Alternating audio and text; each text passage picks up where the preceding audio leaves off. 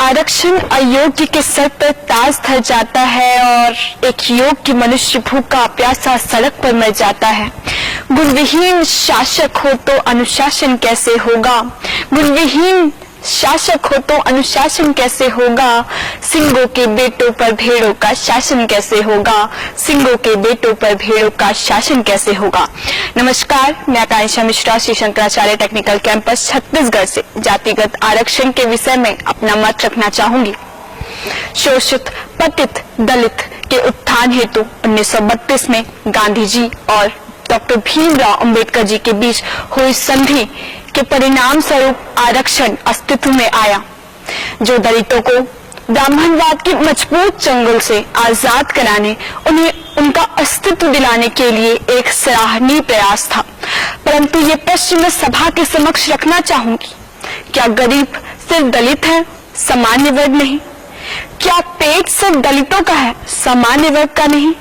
क्या भूख सिर्फ दलितों को लगती है, सामान्य वर्ग को नहीं? फिर इतनी छूट दलितों को क्यों है, सामान्य वर्ग को क्यों नहीं? यही परिणति तो विचारणीय है।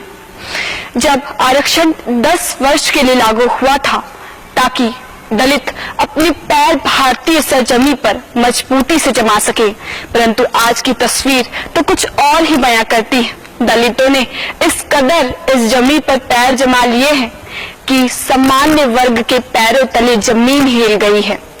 पीढ़ी दर पीढ़ी सरकारी पदों पर विराजमान होने के बावजूद उनके बेटों को, उनके बच्चों को आरक्षण मिलना आखिर कैसा न्याय है? मैं ये प्रश्न पूछना चाहूंगी कि क्या सरकार उन्हें आरक्षण देकर उन्हें मजबूत बना रही है? नहीं, वो उन्हें कमजोर और विकलांग बना रही है। ये तो वही बात हुई कि जब आपको उन्हें चलना सिखाना था तब आपने उनके हाथों में बैसाखी पकड़ा दी, तो वो चलना कैसे सीख पाएंगे? आरक्षण को बरकरार रखना राजनीतिक रोटियां सेकने के अलावा मुझे और कुछ नजर नहीं आता।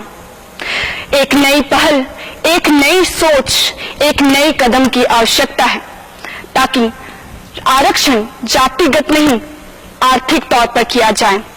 उन्हीं को आरक्षण का लाभ मिले जिन्हें वाकई में इसकी आवश्यकता है।